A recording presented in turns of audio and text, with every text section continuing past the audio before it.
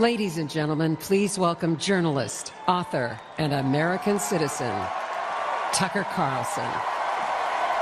So fun! Thank you! Oh, this is wild.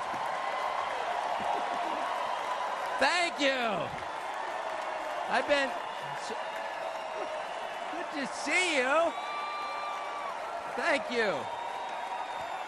I feel like I know about half the people in the room. This is wild. What are you doing? Justin Wells. Thank you, guys. Okay. Can I just say, Peter Navarro is back. Welcome to Peter Navarro. Suffering the fate that has happened to so many who are friends with Donald Trump. Thank you for having me. I have been to many conventions. I have never been to a more fun convention or a convention with better vibes. They literally let Navarro out of prison. First of all, thank you. This feels a lot different from what I thought it was going to feel like. I can't hear you, but I know it's something good. So I watched the video of what happened in Butler, Pennsylvania about 50 times. I think I was one of about 8 billion people around the world who watched it. And the more I watched it, the more it struck me that everything was different after that moment. Everything. And this convention is different. The nation is different. The world is different. Donald Trump is different. When he stood up after being shot in the face, bloodied, and put his hand up, I thought at that moment, that was a transformation. This was no longer a man. Well, I think that. I think it was divine intervention. But the effect that it had on Donald Trump, he was no longer just a political party's nominee or a former president or a future president. This was the leader of a nation. And I think there's a difference. I've spent most of my life in Washington, where the president is at the top of the pyramid. Everyone wants to be the president. But if you think about it, the presidency comes with great power, obviously. But if you think about it, that is a title that is bestowed by a process of some sort that can be subverted. And in the end, it does not confer by itself, as no title does, legitimacy. Just because you call yourself the president doesn't mean that much inherently. I can call my dog the CEO of Hewlett-Packard. It doesn't mean she is. No, it's true. And you hate to say it, but it is also true, as a fact, that you could take, I don't know, a mannequin, a dead person, and make him president. No, you could. You could. I'm just saying theoretically possible. With enough cheating, that could happen. But being a leader is very different. It's not a title. It's organic. You can't name someone a leader. A leader is the bravest man. That's who the leader is. That is true in all human organizations. This is a law of nature. And in that moment, Donald Trump, months before the presidential election, became the leader of this nation. That was the most obvious to me. And I have to say, I think it changed him. He reached out to Trump within hours of it that night. And what he said to me that night, having just been shot in the face, he said not a single word about himself. He said only how amazed he was and how proud he was of the crowd, which didn't run.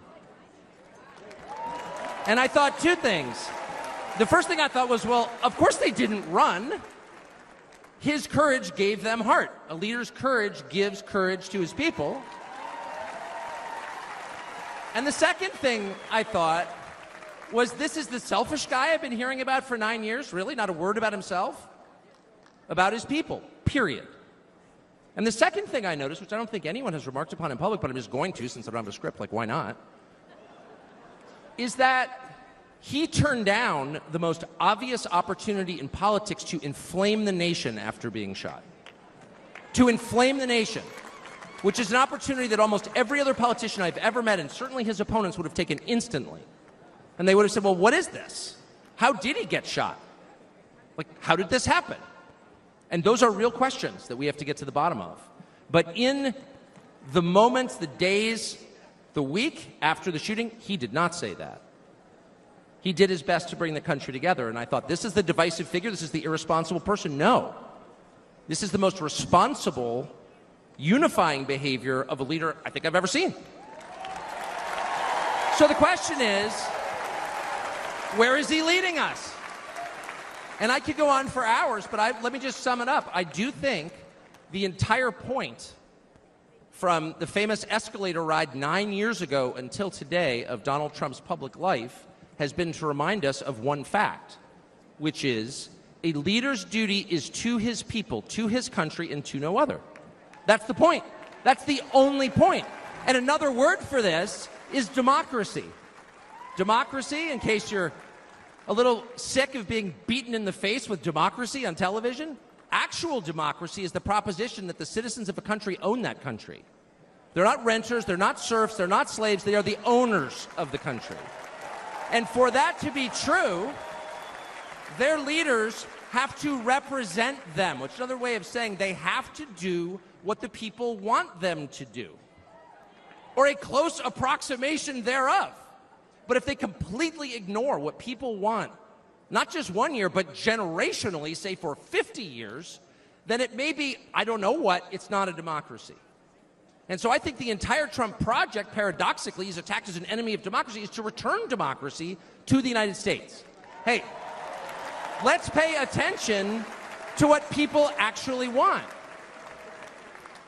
And the lack of interest in that question in Washington is something that ultimately drove me out of the city after 35 years. Lawmakers stepping over the prostrate bodies of their fellow citizens ODing on drugs to go cast votes to send money to some foreign country.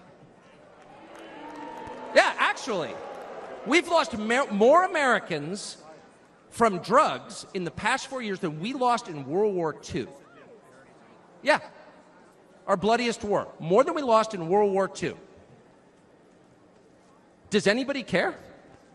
It is pathetic. It is pathetic. And do you hear a single word from Washington about doing anything about it? We know where the drugs are coming from.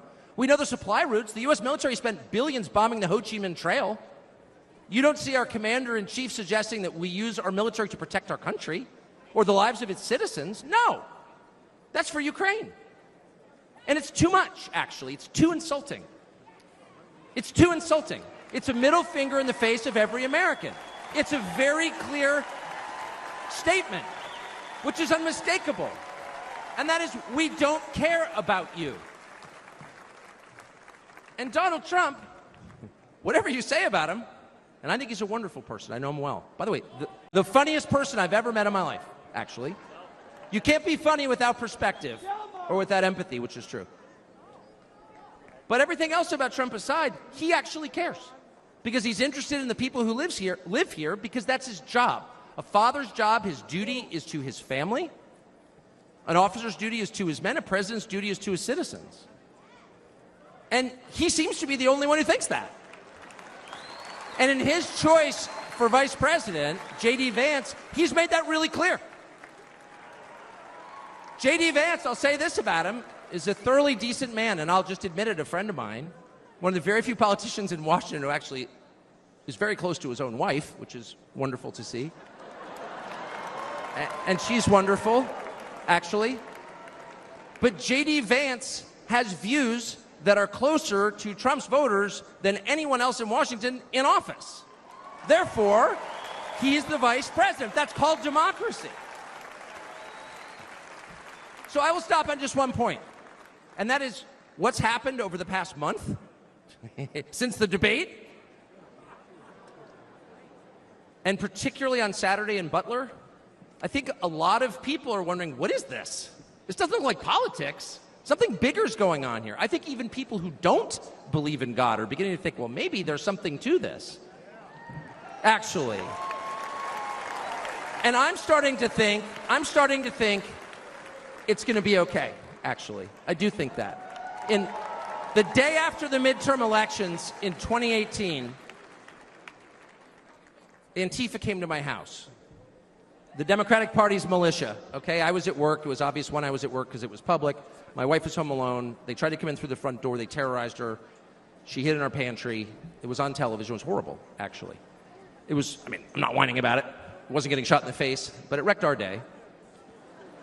And the next morning, we're lying in bed, and the phone rings for my wife, and it's Donald Trump, who's not like a regular text buddy of Donald Trump's.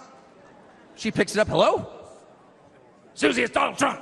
And it's coming through. I could hear it. You know, I'm lying in bed. Whoa. And the first thing he says is, I'm going to stand guard outside your house. And she goes, oh, it's so nice. And he says, I'll never forget this as long as I live. He says, you know, there's a lot of hate out there. And she said, you know, there is, Mr. President. And then he says,